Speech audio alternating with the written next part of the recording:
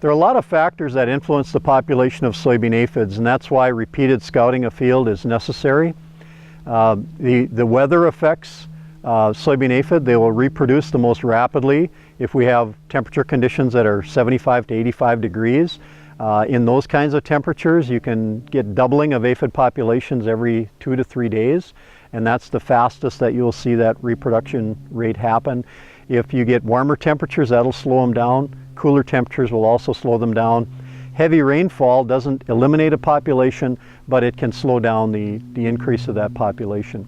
Soybean aphids also have a host of natural enemies in fields. One of those natural enemies would be Asian ladybird beetles.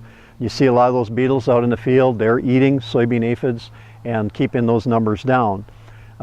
You can have soybean aphid populations that reach 100, 150, and you start to think about treatment, and then you'll go out next time and that population may have collapsed.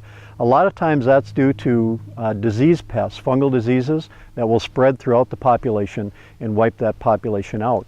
And so those are the reasons that scouting is so important with soybean aphid, that the populations can build rapidly, but even when you've got higher populations, you can find times when that population collapses and you wouldn't need to treat because the natural enemies control the aphid population.